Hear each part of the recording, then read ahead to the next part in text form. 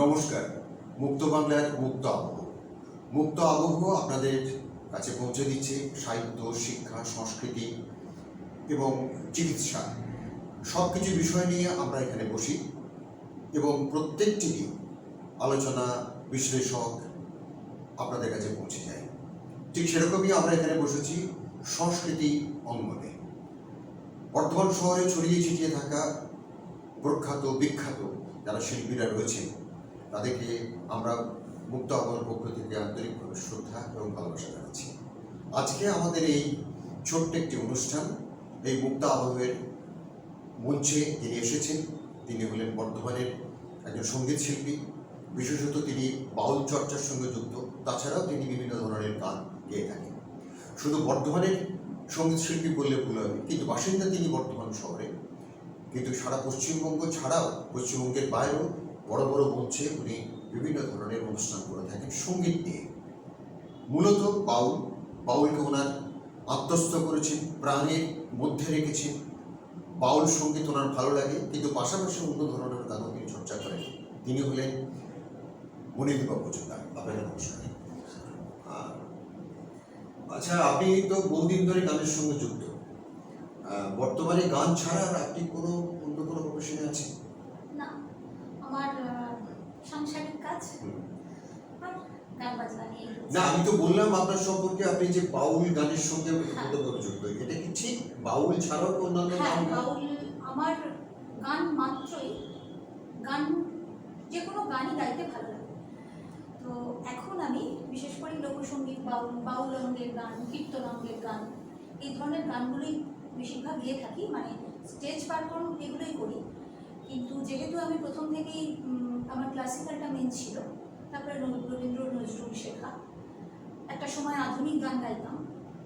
তারপরে এই ভালো লাগাটা আর কি, লোকসঙ্গীত বা বাউলের ভালো লাগাটা, তারপরে এটা নিয়ে পড়াশোনা বা আপনি তো বিভিন্ন ধরনের মঞ্চে আমি দেখেছি আপনি গান গেয়েছেন, কিন্তু আপনার গান শোনার জন্য বহু দর্শক উদ্গ্রীব হয়ে থাকে। আপনি মানে গোটা স্টেজটাকে জুড়েই আপনার এই যে বাউল। আমরা তো কথায় যাব, আলোচনায় যাব, আমরা বেশ কিছু আপনার সম্পর্কে জানবো। বর্তমানে সংস্কৃতি চর্চার সঙ্গে যুক্ত যারা রয়েছে তাদের কথাও আমরা এখানে আসবে, কিন্তু মূলত আমরা কিন্তু গান শুনবো। আমরা অবশ্যই দর্শকদের কাছে কথার থেকে বেশি সঙ্গীত হবে। আপনি প্রথমে আমাদের দর্শকদের একটি গান শোনান। আচ্ছা, প্রথমে যারা রয়েছেন প্রত্যেককে নমস্কার জানিয়ে, তো আমি একটা কবিগুরুর গানই গাইছি, আমার খুব ভালো লাগার গান। না, সেটা তো বলাই হলো না যে সংস্কৃতির সঙ্গে যারা যুক্ত তাদের প্রথম গুরু হচ্ছে রবীন্দ্রনাথ।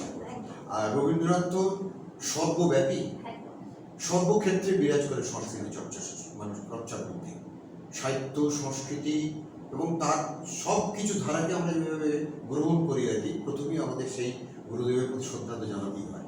আমরা শুনি তার গান।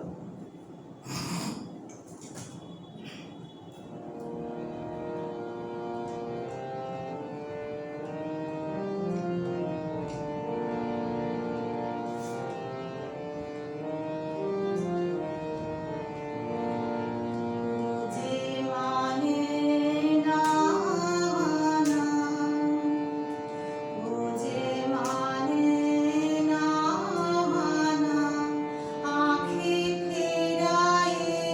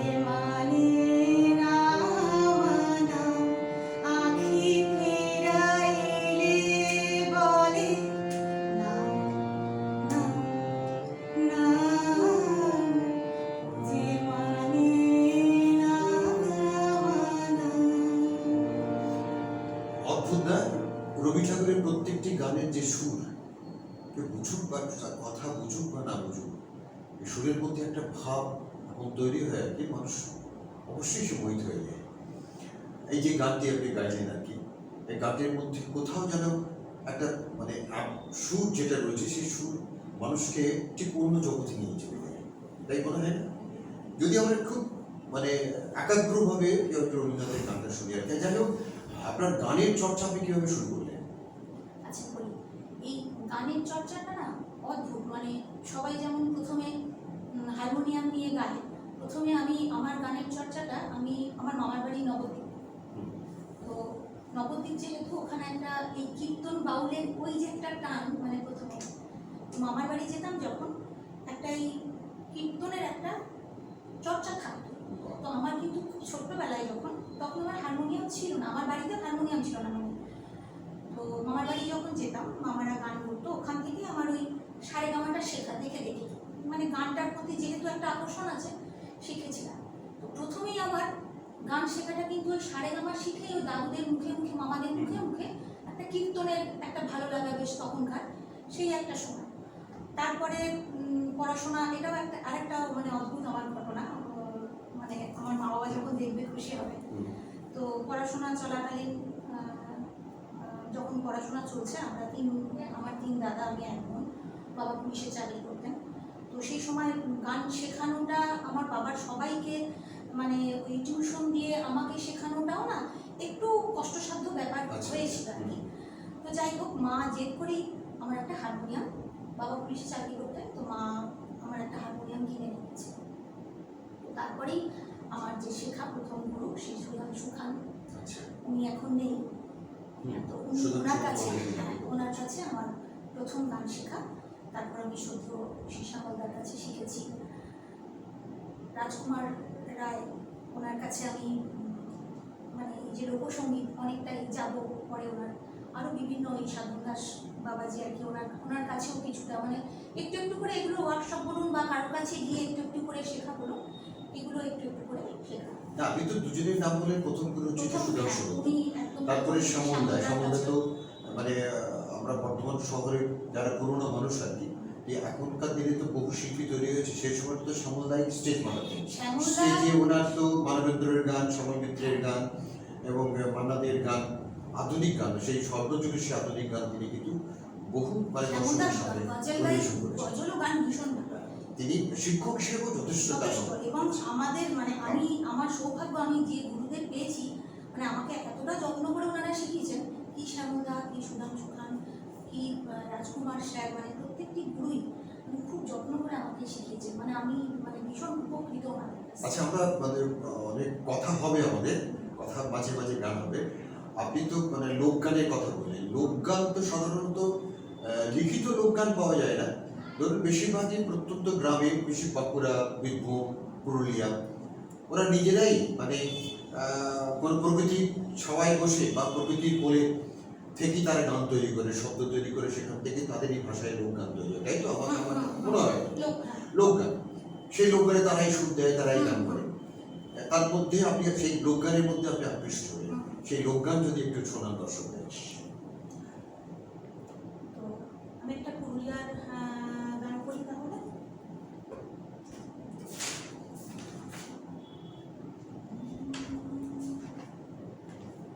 লোকসঙ্গীত তো মানে এখন খুব প্রভাবটা, আগে তো যেমন ছিল বাউলদের মধ্যে, এখন সেই গান কিন্তু বহু শিল্পী মানে প্রতিষ্ঠিত শিল্পীর কণ্ঠেও সেটা আসছে। আমরা তো তখন বিশেষ করে পূর্ণদাস বাউল, তার পরবর্তী সময়ে সাধন দাস বাউল, এখন কার্তিক দাস বাউল, মানে তখনকার সময় আমরা বাউলের নামই জানতাম না, কিন্তু বাউলের গান এতটা প্রভাবিত যে বহু প্রতিষ্ঠিত শিল্পী, আধুনিক শিল্পী যারা রয়েছে, আধুনিক গানের সঙ্গে যুক্ত, তারা কিন্তু বাউল গান চর্চা করে। শুনি একটা গান, বাউল গান। আমি বাউল গান করবো না ঝুমুর রঙের গান করবো? যেমন আপনি একটা গান। হ্যাঁ, বাউল গানই যাবো।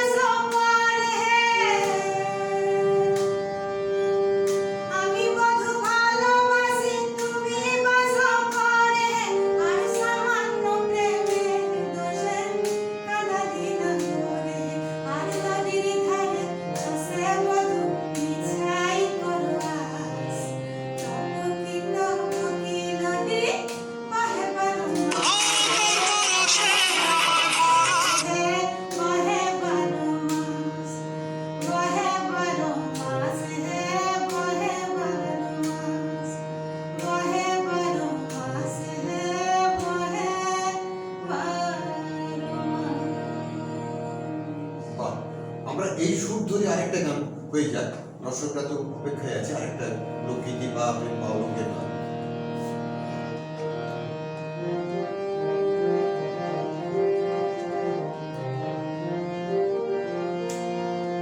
এরকম একটা ঝুম গাইতে হবে, হ্যাঁ। একদম খুব চেনা গান, স্বপ্নাদির গান, মানে স্বপ্নাদির গান নয়, মানে স্বপ্নাদির মুখে আমরা স্বপ্না চক্রবর্তী। স্বপ্না চক্রবর্তী। বড় লোকের বিকিল লম্বা লম্বা চুল, এমন মাথা বিঁধে দিব লাল গেন্দা ফুল, এমন মাথা বিঁধে দিব লাল গেন্দা ফুল। বড় লোকের বিকিল লম্বা লম্বা চুল, এমন মাথা বিঁধে দিব লাল গেন্দা ফুল, বলি এমন মাথা বিঁধে দিব লাল গেন্দা ফুল। ওরে দেখেছিলাম সরানে, ওরে সরানে, দেখেছিলাম সরানে, ওরে সরানে, আমার সঙ্গে দেখা হবে বাবুর বাগানে, আমার সঙ্গে দেখা হবে বাবুর বাগানে। বড় লোকের বিকিল লম্বা লম্বা চুল, এমন মাথা বিঁধে দিব লাল গেন্দা ফুল, বলি এমন মাথা বিঁধে দিব লাল গেন্দা ফুল। বলি ও ননদী, বলি ও ননদী, আর দুমুঠো চাল ফেলে দে হাঁড়িতে, ঠাকুর জামাই এলো বাড়িতে, ও ননদী, ঠাকুর জামাই এলো বাড়িতে। বলি ও ননদী, আর দুমুঠো চাল ফেলে দে হাঁড়িতে, ঠাকুর জামাই এলো বাড়িতে, ও ননদী, ঠাকুর জামাই এলো বাড়িতে। বড় লোকের বিকিল লম্বা লম্বা চুল, এমন মাথা বিঁধে দিব লাল গেন্দা ফুল, বলি এমন মাথা বিঁধে দিব লাল গেন্দা ফুল। গোটাটা বললাম না, আচ্ছা, অন্য গান না শোনা আমি হবে না। আমি বলতে চাইছি যে দেখো স্বপ্না চক্রবর্তী সেই সময়ে সব থেকে বিখ্যাত শিল্পী ছিলেন এই কয়েকটি গানের জন্য। এত তখন তো সিডি ফিডি এসব না, না, কিছু ছিল না, তখন ক্যাসেট ছিল, এই ক্যাসেট বুঝে ডিস্ক ছিল, ডিস ছিল, আর আমরা রেডিওতেও শুনতাম। রেডিও, মানে ওনার গান মানে এক কথায় এইচএমভি ওখান থেকে হ্যাঁ, বোধহয় হ্যাঁ। এটাকে ওরা রেকর্ড করেছিলেন আর কি। শুধু ওয়েস্ট বেঙ্গলে নয়, ওয়েস্ট বেঙ্গল ছাড়িয়ে পাশাপাশি মানে এখন তো ঝাড়খণ্ড ফাড়খণ্ড, তখন বিহার আসাম এসব আসামে তো বিহু বিখ্যাত, কিন্তু স্বপ্না চক্রবর্তী তখন এত এই গানটা এত পপুলার হয়েছিল, এত বেশি সংখ্যক ওখানে ডিস্ক বিক্রি হয়েছিল, সেটা বোধহয় রেকর্ড, এখনো রেকর্ড হয়ে গেছে। স্বপ্না চক্রবর্তী এখন বোধহয় অনেক বয়স হয়ে গেছে। আপনার সঙ্গে আলাপ হয়েছিল স্বপ্না চক্রবর্তী? হ্যাঁ, একবার একটা অনুষ্ঠানে আলাপ হয়েছিল, আর একটা অনুষ্ঠানে গেছিলাম, ওনারই কে রিলেটিভ, যেমন উনি ফটো তুলে নিয়ে গেছিলেন আর কি, আমি এই গানগুলো গাইছিলাম, তখন ভালো লাগলো আর কি।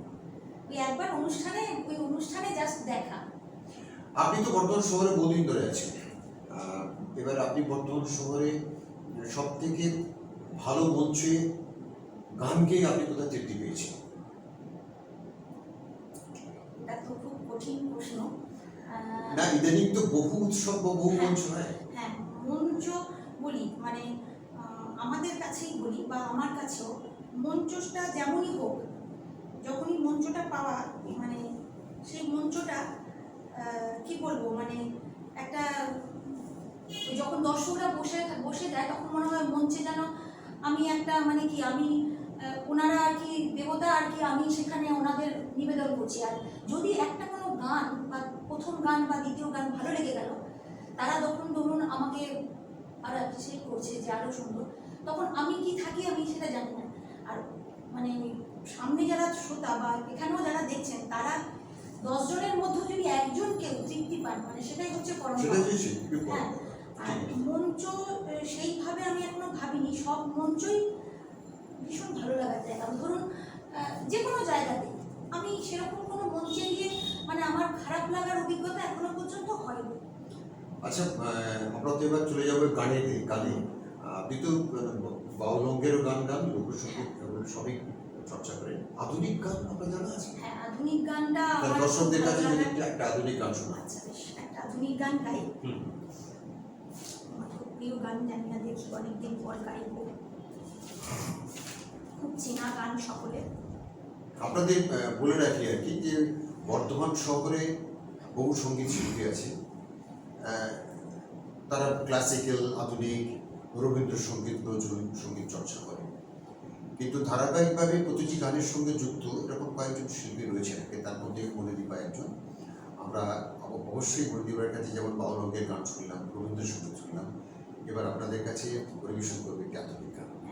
বলি আধুনিক গানটা যারা মানে আমাদের এই শান্তনুদা, বিমলদা এরা জানে, এদের সঙ্গে আমি আগে প্রচুর প্রোগ্রাম করেছি, বিবেকানন্দ কলেজ সোশ্যাল, রাজ কলেজ সোশ্যাল। তখন আমার বিয়ে খাওয়া হয়নি আর কি, বিয়ের আগেটাতে। তখন একচেটিয়া আধুনিক গানই করতাম, অনেক জায়গাতে গেছি। শুনি আধুনিক গান একটা।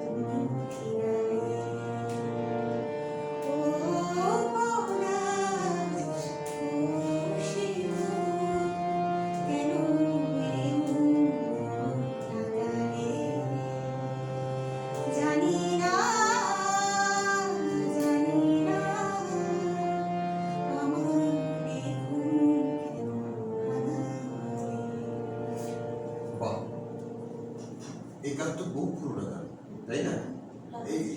এই গান কার গান? লতাজির গান। লতাজির গান না লতাজি গেয়েছেন, হেমন্ত মুখার্জি সুর। সুর করেছেন, গৌরীভূষণ মজুমদারের। আচ্ছা অনিদিবা, তুমি নিশ্চয়ই এখন টিভিতে রিয়েলিটি শো দেখো। আচ্ছা আমি একটু আমার ব্যক্তিগতভাবে আমার মানে অনেক দিন ধরেই ব্যক্তিগতভাবে ভেবেছি আর কি, ভেবে দেখেছি এর মধ্যে কোথাও কোনো জায়গায় কোনো সদুত্তর পাইনি আর কি। রিয়েলিটি শোতে বহু শিল্পী মানে মানে বহু বছর ধরে হচ্ছে, এক একটা এপিসোডে বহু শিল্পী সেখান থেকে বেরোচ্ছে আর কি। এই শিল্পীরা কি সত্যি হারিয়ে যাচ্ছে না আছে? মানে আমরা তো একদম যেখানে ফাইনাল শেষ এপিসোডটার আগে পর্যন্ত আমরা দেখেছি বহু শিল্পী খুব ভালো গান গায়, বহু ভালো গান গেছে। এরকম করে প্রতি বছর বছর দেখতে গেলে দেখা যাবে যে বহু শিল্পী কিন্তু এই রিয়েলিটি শো থেকে বেরিয়েছে, কিন্তু তারা কোথায়? কয়েকজন ছাড়া তো আমরা খুঁজে পাই না। তারা কি সত্যি হারিয়ে যায়? না, হারিয়ে তো যাবে না। দেখুন মানে আমরা যে এই যে আমিও মাঝখানে অনেকদিন গ্যাপিং ছিল সাংসারিকের।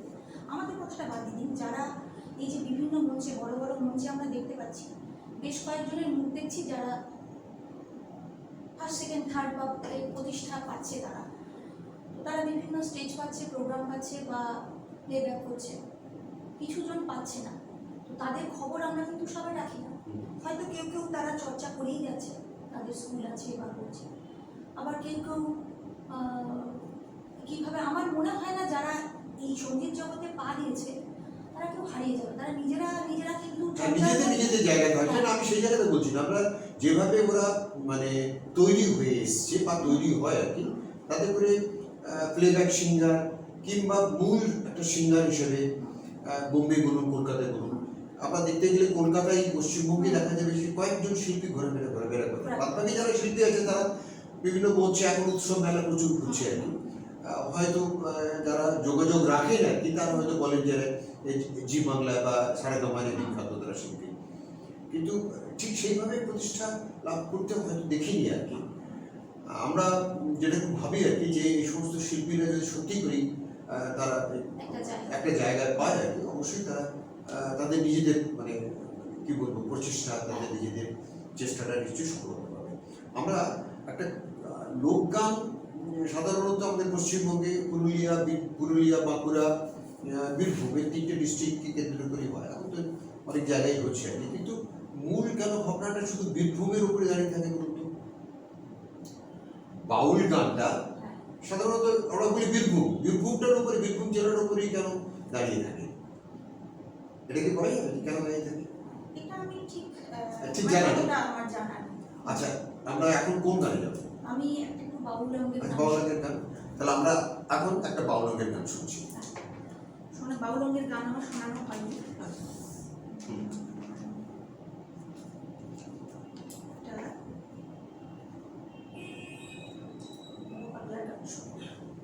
সাহিত্যিক গান দেখি সময় হলে আমি শোনাবো।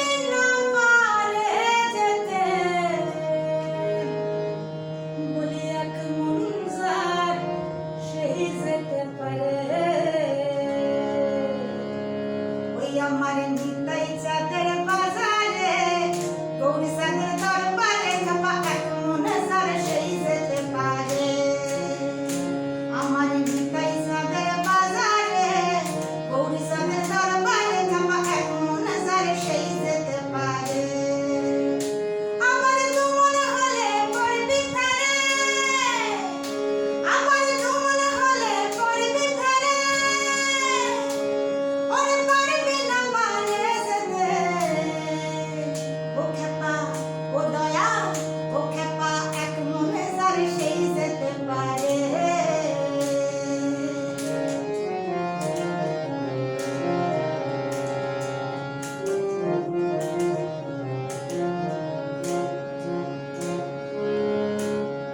চার দশে চল্লিশের মন প্রতি মাসে কম হইলে খাবারে নেয় না মহাজন খাবারে নেয় না মহাজন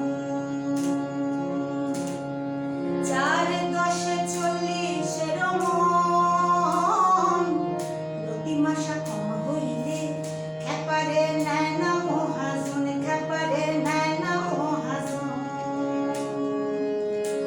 বলি আর কে হাকিম বসে আছে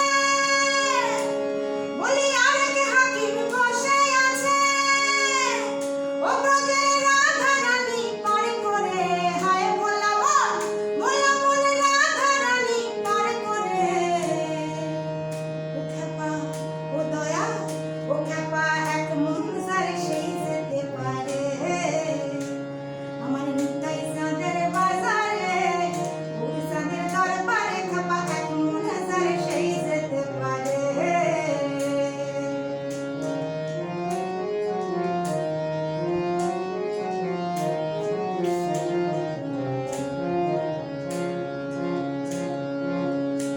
যেজন চারটা গিরের ধিয়েন জানে না ওলা রস বাঁধবি কি করে খেপা ওলা রস বাঁধবি কি করে যেজন চারটা গুড়ের ধিয়েন জানে না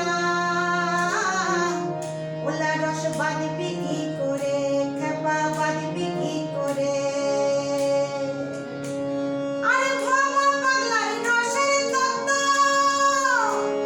আরে ভবা পাগলার রসের তত্ত্ব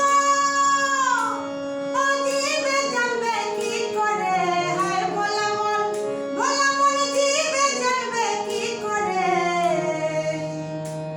বলি এক মন যায় খেপা এক মন যায় খেপা এক মন যায় সেই যেতে পারে আমার নিতাই চাঁদের বাজারে গৌরী চাঁদের দরবারে খাপা এক মনে সারে সেই যেতে পারে খাপা এক মন সারে সেই যেতে পারে খাপা এক মন সারে সেই যেতে পারে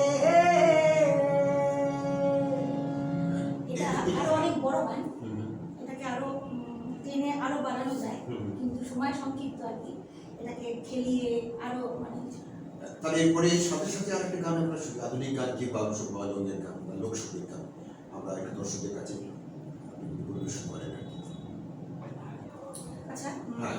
পুজো আসছে, তো আমি একটু ছোট্ট করে একটু একটা বাউল রঙেরই হ্যাঁ, মনে একটা গাই, অবশ্যই, অবশ্যই। মনে পড়ে গেল এখানে এসে।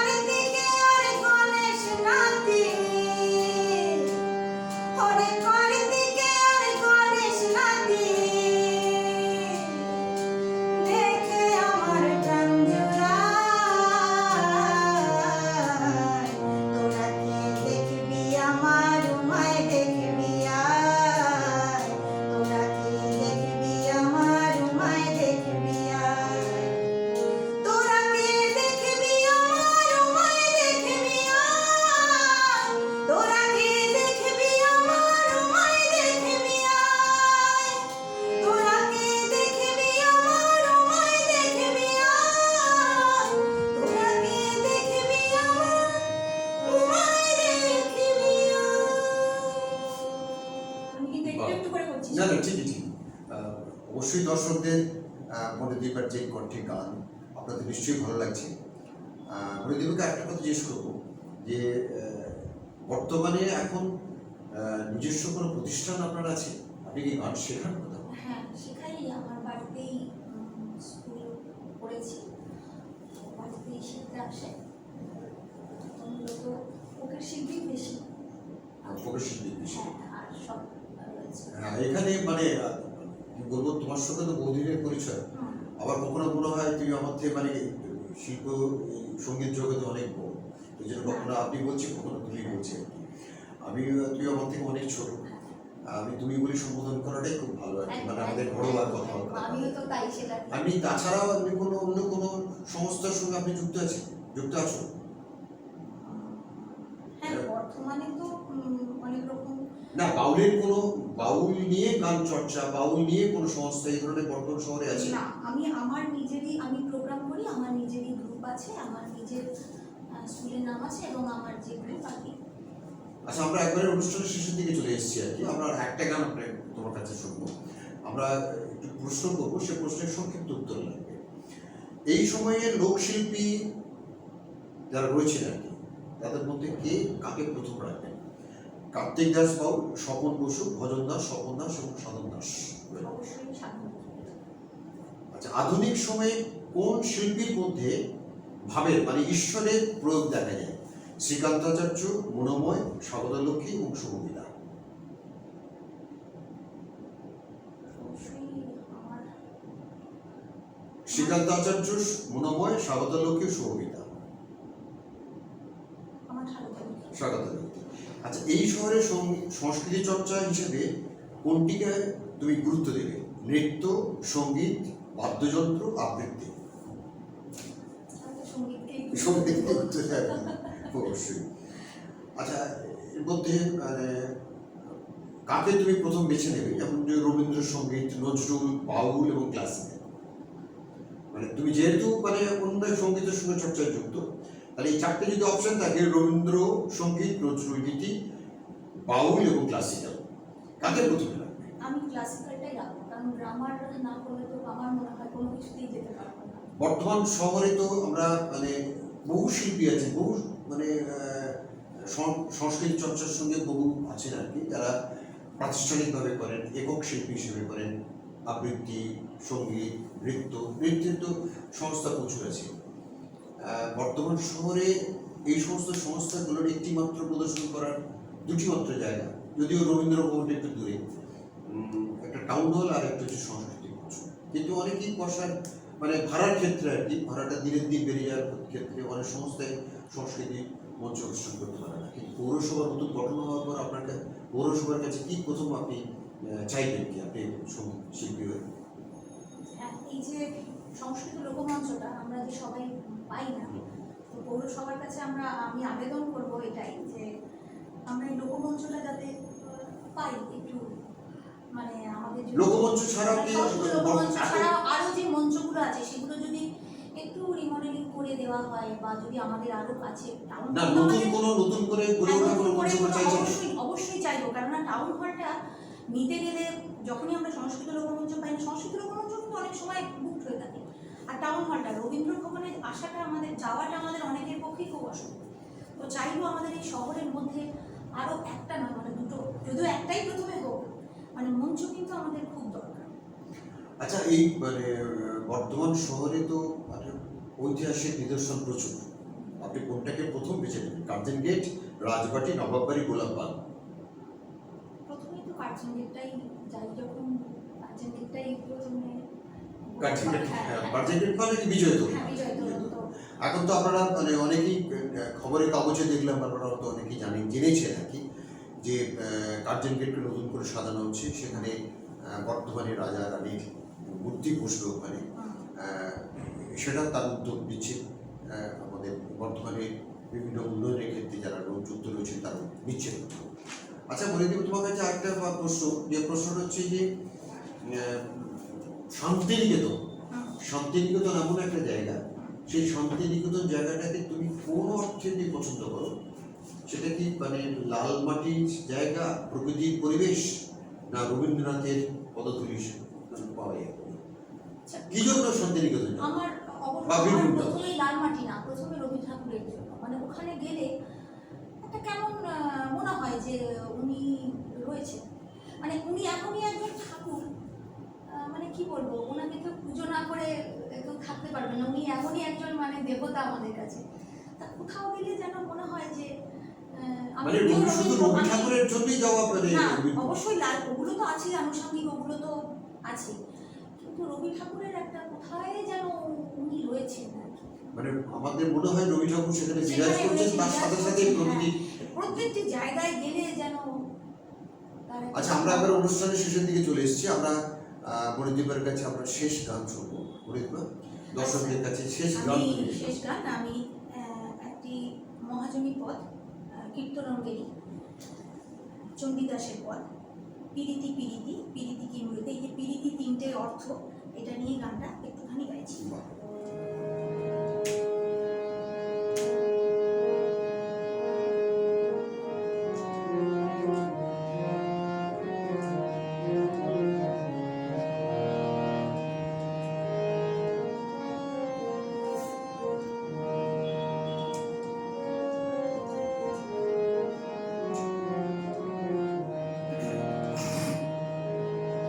আহা পিরিতি পিরিতি